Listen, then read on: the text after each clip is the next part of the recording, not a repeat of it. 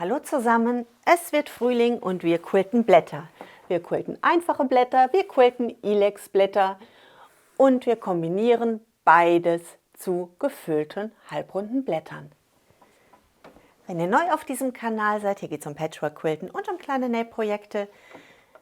Herzlich willkommen bei Needle Engine, mein Name ist Elke, wir legen los.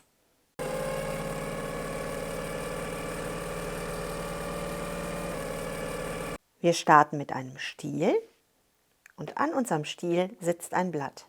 Eine bauchige Form zu Beginn, eine spitze Form am Ende. Eine spitze Form zu Beginn, eine bauchige Form am Ende. Wir können unseren Blattstiel zurückwandern und ein nächstes Blatt entstehen lassen. Wenn die Blattformen unterschiedlich sind, wirkt das Ganze nur lebendig. Unser Blatt kann auch eckig gestaltet werden, wie bei einem Ilex. Wir haben einen Stielansatz und wir haben eine Zacke. Eine Welle, eine Zacke, eine Welle, eine Zacke, eine Welle, eine Spitze, eine Welle, eine Zacke und so weiter. Wir können beide Formen ebenso kombinieren. Wir starten wieder mit einem Stiel. Wir lassen ein rundes Blatt entstehen und in unserem runden Blatt setzen wir unsere Zacken ein. Und wir beginnen an der Maschine mit unseren runden Blättern.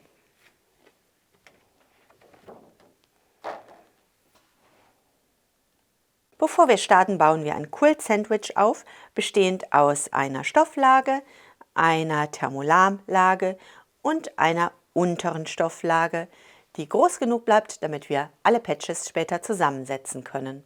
Unsere Maschine ist zum Quilten eingestellt und unser Faden ist in der Mitte des Patches dreimal auf der Stelle vernäht. Und wir starten mit der ersten halbrunden Form.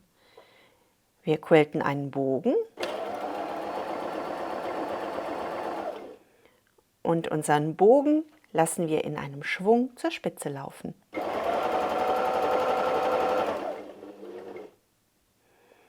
Wir quilten die Spitze zurück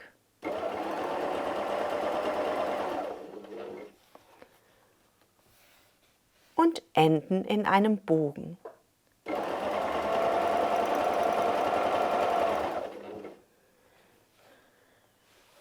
Und unser erstes Blatt ist gequiltet. Von diesem Blatt aus quilten wir einen schmalen Zweig, um von dort aus in einem neuen Bogen zum neuen Blatt zu starten. Wir möchten unsere Blätter als All-Over-Design arbeiten. Das heißt, wir legen nicht so viel Wert darauf, ob unser Zweig, ob unsere Verbindung Sinn macht oder logisch ist.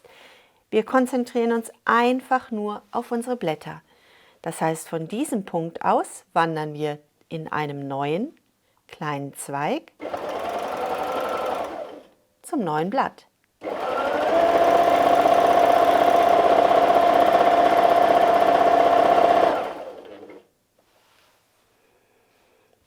Wir quilten einen Zweig und wir quilten ein Blatt.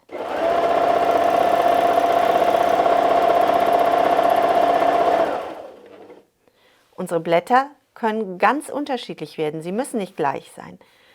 Uns interessiert nicht, ob wir 100%ig gleiche Blätter arbeiten, uns interessiert, ob uns der Schwung, den wir mit jedem Blatt arbeiten, gefällt.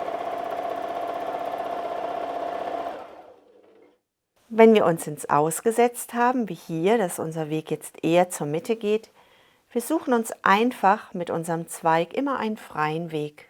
Unser Zweig kann durch jede schon genähte Lücke wandern.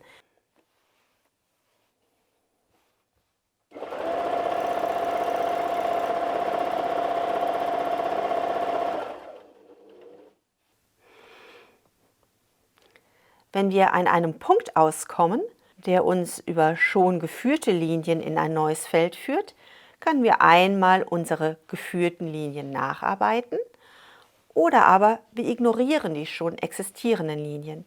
Jedes Blatt bekommt einen eigenen Zweig und Zweige dürfen übereinander liegen. Das heißt, unabhängig von unseren schon genähten Wegen, quilten wir einfach einen neuen Weg.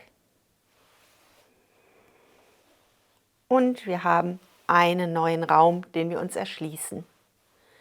Was ist denn, wenn unser Blatt schief wird? Wir quilten einen neuen Weg.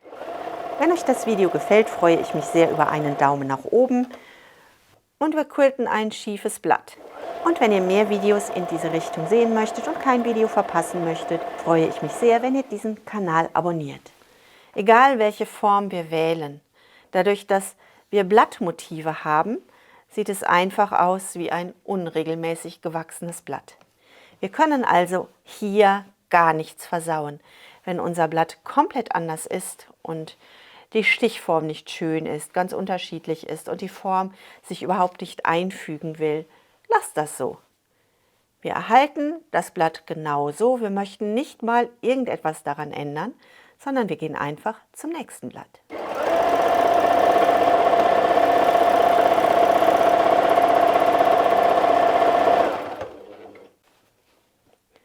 Und unser etwas schiefes Blatt wird in der Masse der Blätter sich einfach einfügen und hält unser Motiv lebendig.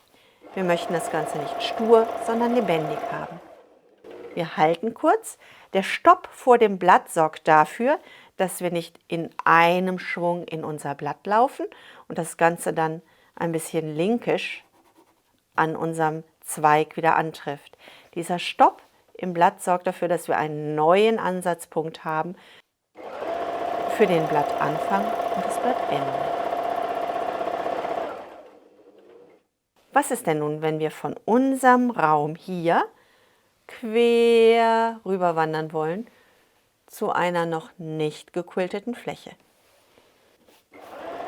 Wir wandern einfach quer durch unser Motiv mit einem weiteren kleinen Zweig. Wir können zwischendurch ganz kleine Blätter setzen, wenn uns diese gerade Strecke zu lang erscheint.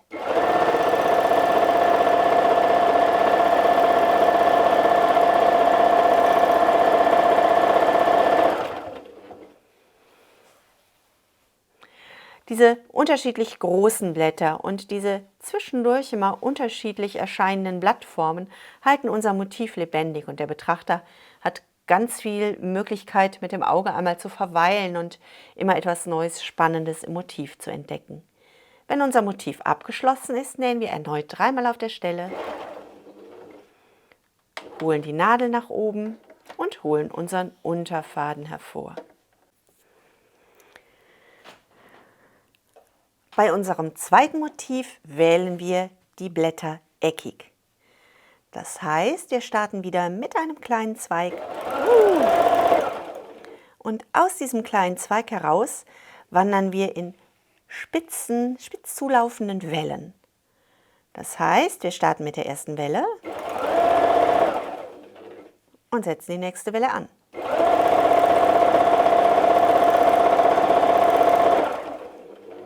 Und das Ganze läuft wieder zurück.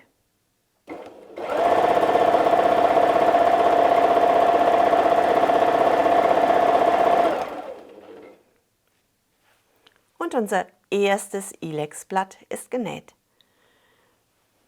Auch bei diesem Motiv möchten wir wieder mit kleinen Zweigen, mit kleinen Ästen zum nächsten Blatt wandern. Eine neue Stelle und ein neues Blatt.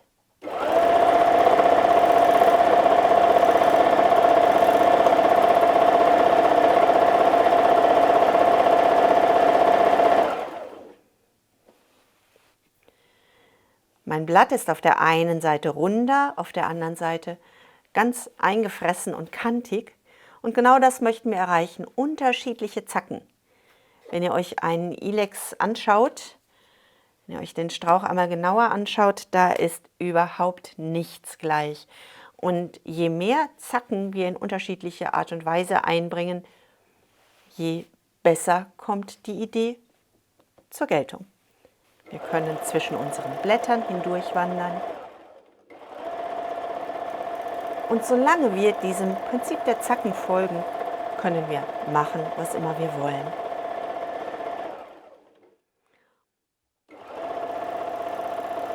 Das Motiv wird immer wie ein Ilex aussehen, ganz egal, was wir machen, solange wir diesem Grundprinzip folgen. Und und ihr quiltet so viele Blätter, wie ihr gerne quilten mögt. Yay! Bei unserem dritten Motiv möchten wir die beiden vorangegangenen Motive kombinieren. Das heißt, wir starten mit einem kleinen Stiel und von hier starten wir in ein halbrundes Blatt.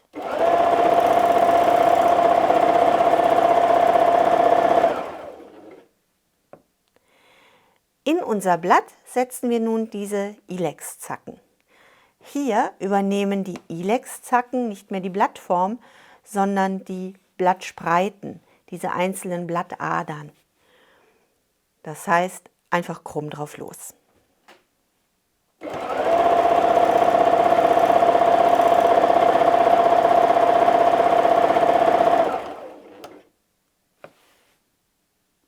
Ganz einfach.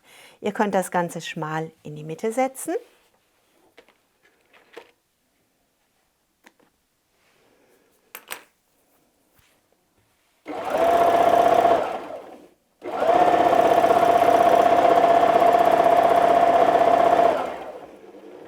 Ihr könnt diese einzelnen Zacken aber auch weiter nach außen wandern lassen.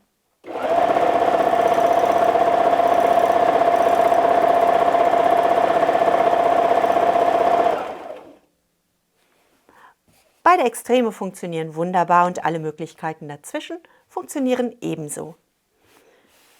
Verlangt nicht vorher irgendetwas von eurem Motiv. Verlangt nicht, dass das Motiv irgendwas leisten kann. Lasst es einfach entstehen und schaut, was es euch gibt.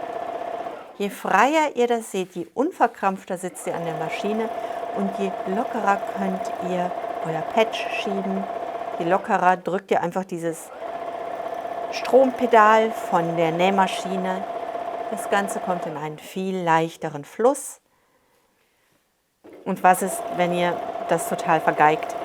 Wenn hier überhaupt kein Ilex-Blatt mehr entsteht, mit noch so viel gutem Willen sind hier keine Spitzen mehr zu sehen, dann ist das so. Dann ist das ein Blatt ohne Spitzen.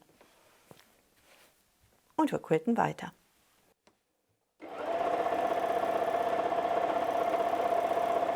Die einzige Pflicht, die ihr euch gegenüber beim Quilten habt, ist, habt Spaß daran. Wenn ihr später vom Quilten aufsteht, dann denkt nicht, oh mein Gott, das war jetzt aber anstrengend, ich bin fix und fertig, sondern denkt, wow, das hat richtig Spaß gemacht und mir gefällt meine Arbeit. Bleibt einfach locker und lasst es passieren und nehmt ein gutes Gefühl auf jeden Fall mit.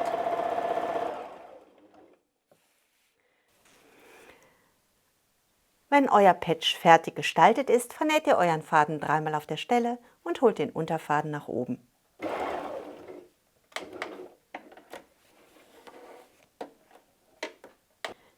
Unsere 3 Motive sind fertiggestellt und an unseren 3 Motiven schneiden wir nun einmal unsere Thermolamlage auf die Patchgröße zurück und wir lassen unseren Unterstoff 2 cm länger stehen. Das Ganze nähen wir an der Maschine nach der Quilt-as-you-go-Methode zusammen. Yay! Unsere 3 Patches sind fertig geworden! Woo! Wenn ihr mehr Videos zu diesem Thema erfahren möchtet, findet ihr das in einer Playlist irgendwo hier am Bildrand, hoffe ich. Ich werde es auf jeden Fall mit einblenden. Ich wünsche euch eine wunderbare Woche. Bleibt gesund und glücklich und denkt daran, was immer auch passiert. Einfach weiter quilten. Bis zum nächsten Mal. Tschüss!